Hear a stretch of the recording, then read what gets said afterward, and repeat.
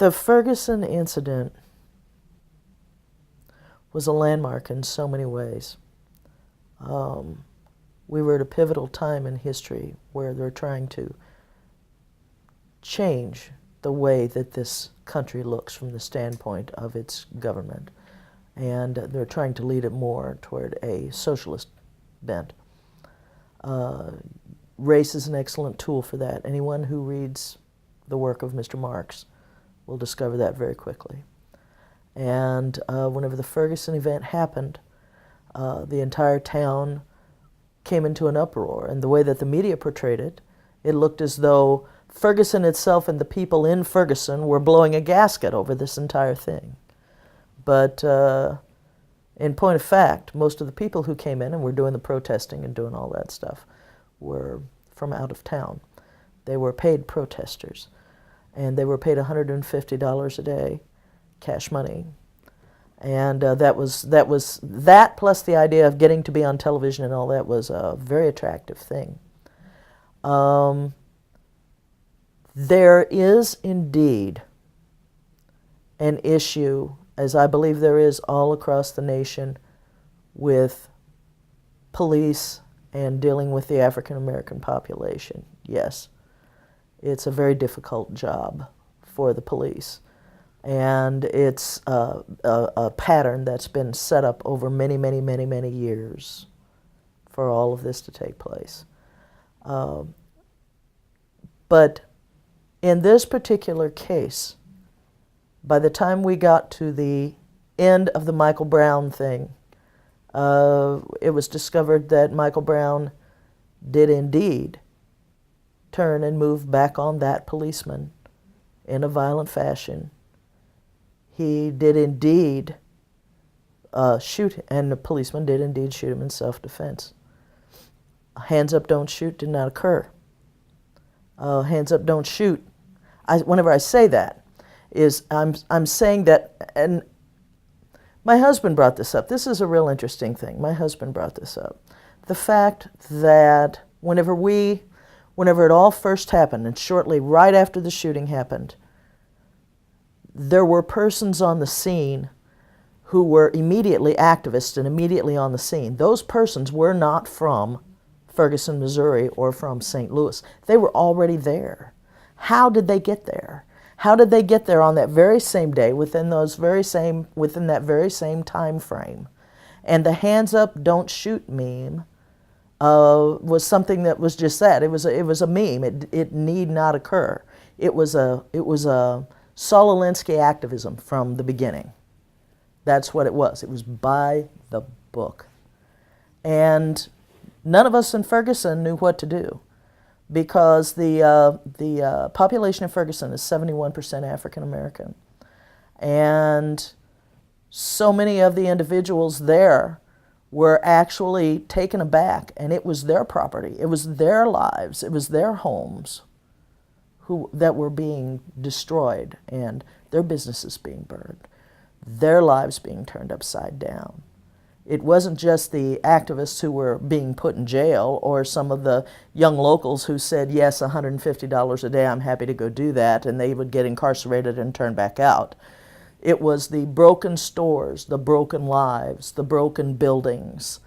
And whenever it came time for cleanup, people from every race, we had whites, we had Latinos, we had everybody coming together. The church community was very heavily involved in the rebuilding of Ferguson, because before we could ever begin to touch the buildings, we had to rebuild the trust and the hearts and the minds of the people of Ferguson. Those who had done the damage were already gone, and we were left with the detritus of that. At that particular time, I was involved with the First Baptist Church of Ferguson, and First Baptist Ferguson was very instrumental in being a place where different organizations could meet and have a constructive dialogue about the events that had occurred during that period. Their pastor at that time was a man named Pastor Stoney Shaw, and he started a dialogue among the pastors of the North County area, Ferguson, Florissant, pastors from the African American churches, pastors from all the different denominations. They all would show up. We had massive prayer. I have a friend of mine who believes that it is his mission. He's a pastor, and he goes out and he walks the streets of Ferguson and prays the streets of Ferguson every chance he gets, to this day, and most especially whenever it comes time for there to be any activistic, any action. It came to our attention after all this was wrapped up and done with, about a year later, had dropped an estimated $33 million into the Ferguson thing. And so every time there would be an event anywhere else in the country, he had an investment. And Ferguson was already a hot button. And so it was easy to start something up in that community again. So the whole time that we were trying to rebuild, we were still having to deal with intermittent, rising up of the social justice warriors again from time to time. They would come in and they would start things up, and police cars would be burned, and people would be yelling and screaming and obstructing traffic. I've been in obstructed traffic. I've laid on the floor of my house with smoke coming in through the windows, afraid to go to bed because fires, gunshots were going off. That has happened to us. And it's not a really fun place to be. But there were pastors who went down there on those nights, who walked out into that crowd of people, who stood with them and gave them water and umbrellas if it was raining, and talked to them one-on-one, and talked to them about why they were really there, what they were really hurting about, and tried to show them that the gospel of Jesus Christ was relevant in their lives. And we had conversions there. As a matter of fact, in the very heart of the burnout section that we all see on the videos, over by the Ponderosa and all that area, right in front of the Ponderosa, Billy Graham organization had a truck. And one day, I was up at the Baptist church, and I got word that there was going to be a marriage ceremony at the Billy Graham truck. And so my husband and I got in a car, and we went over there with a few other people. And here were all these people who had given their time from all over the country to be at the Billy Graham truck with a young couple who he had lost his job. She had not had a job for a while because she'd been pregnant. They had 6 children.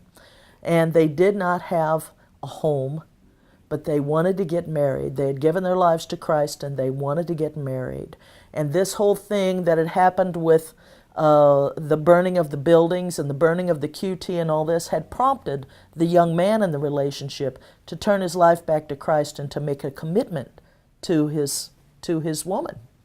And so we got right there in front of the Billy Graham truck. One of the women, who is a dear friend of mine, brought a tiara, just a little costume tiara for like a little wedding veil sort of a thing. We brought toys for the kids. Somebody donated cake. We set up tables. We had 2 pastors there. One of them officiated the ceremony. We had a big prayer thing. And then at the end of it, they were handed keys to a brand new house that had been donated by a church organization run by a woman named Vivian Dudley. And so they were able to start over, totally over. And he had just gotten a new job through somebody at the Billy Graham truck who knew of a friend who had a job opening at his factory, at his that the young man could take. So the young man walked into a new job, a new marriage, and a new home. And to stand there on the asphalt and watch a bunch of balloons go up into the air, in and among all this burnout, in and among all this destruction, and feel the Spirit of God just prevalent right there in that area, was a time that I will never forget. And that's just a small sample of the many things that went into the Ferguson question. It was a terrible thing what happened to Michael Brown. It was a terrible thing that his family had to endure. It was a terrible thing that the police department there had to endure, and the young man and his family, the young man who shot Michael Brown, had to endure. It was terrible. But as God always does, He turns something beautiful and something healing out of something horrible. And He works it out so that everything goes totally full circle. You know, and my perspective of, I would have to say the long and the short of it is that my perspective of the Ferguson event was that there was curse, yes, it was bad, there were bad things, but there was so much blessing and coming together of that community, the likes of which I'd never seen, that the entire community of Ferguson, now 2 years later, I feel has been revitalized. And as a matter of fact, last year, there was an uptick in the amount of people who were moving back into the area, as opposed to people moving away. They don't want to let their town go, and by the grace of God, they won't. Racial reconciliation is only going to be possible by a change and a healing within the heart and the spirit of the individual. It can't be something that can be mandated by politics. Healing can't be legislated.